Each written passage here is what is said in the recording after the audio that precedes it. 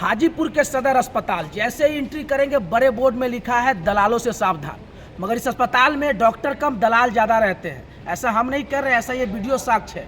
क्योंकि हर बार जो है यहाँ पे आप देखेंगे तो हमारे ठीक पीछे अगर घूम के देखें तो यहाँ से वहाँ तक सिर्फ आपको प्राइवेट एम्बुलेंस दिखाई देगा।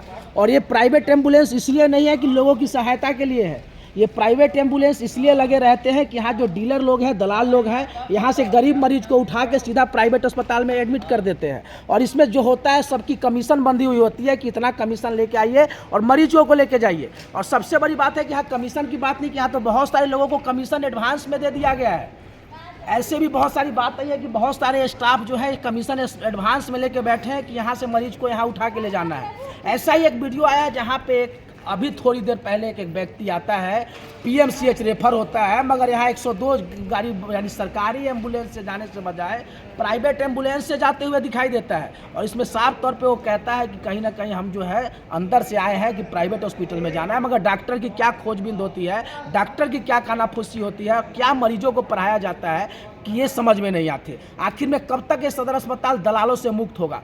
क्यों ये सरकारी अस्पताल में सिर्फ 102 की जगह प्राइवेट एम्बुलेंस लगी हुई रहती है? कहीं ना कहीं आके जो लोकल अस्पताल वाले हैं कहीं ना कहीं दलालों से भरे पड़े हैं। और कहीं ना कहीं सरकार अंदर के जो कर्मचारी हैं वो कहीं ना कहीं पूरी रूप से दलाली करते हैं, जो अवैध रूप से इस अस्पताल में काम करते हैं। क्योंकि बहुत सारे को देखिएगा जिसका कोई नाता रिश्ता नहीं है मेडिकल से, वो दिन भर यहाँ पे बैठे पैगाम लगाए हुए थे किस मरीज को नोच लेना है, किस गरीब को नोच लेना है। और वरीय पदाधिकारी संज्ञान लेने के बजाय कहकर आते हैं कि आज हम यहाँ पे बहुत अच्छी तरह से भ्रमण करने वाले हैं। जो सबको पता होता है इस दिन पूरी चाक चौबंद होती है, यानी निरीक्षण होता है तो पूरी चाक चौबंद होती है और फिर कहानी का जो हाल होता है वही होता है। और इससे पहले भी मैंने एक रात्रि में खबर दिखाया था जहाँ पे डीएस द्वारा जो यहाँ के वरीय अधिकारी हैं उनके द्वारा यहाँ से एम्बुलेंस में लोड करके मरीज को ले जाया जाता था। अब तो वो नहीं है, पर उनके जाने के बाद भी रुतबा कम नहीं हुआ है, अभी भी मरीज का वही कहानी है। इसका मतलब ये हुआ कि जिस सरकारी अस्पताल पे लोगों का भरोसा है, जहाँ गरीब लोग यहाँ अपना इलाज कराने आते हैं, वो दलालों के हाथे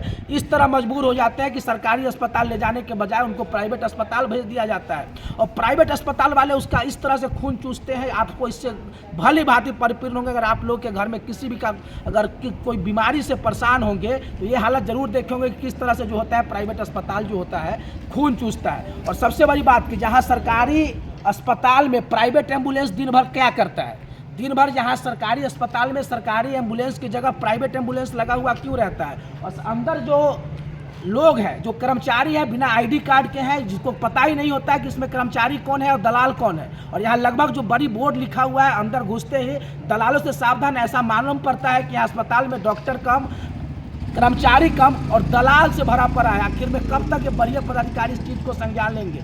क्यों नहीं किसी को उठा के जेल में भेजते हैं? भ्रमण करने आते हैं तो कह के मतलब पूरा ढिंढोरा पीट के आते हैं कि आज हम सदर अस्पताल का निरीक्षण करने वाले हैं। कब तक लोगों को जो है यहाँ से मुक्ति मिलेगी? और कब तक जो गरीब का के लिए जो अस्पताल बना है सदर अस्पताल, यहाँ गरीबों का इलाज होगा या इसी तरह दलालों से भरा पड़ा रहेगा और इसी तरह से दलाली यहाँ पे चलती रहेगी? क्योंकि पढ़ लिख कर दलाली करने का मजा ही कुछ और होता है। तब तक हम अगली वीडियो में फिर आपको दिखाएंगे। जय हिंद, जय भारत।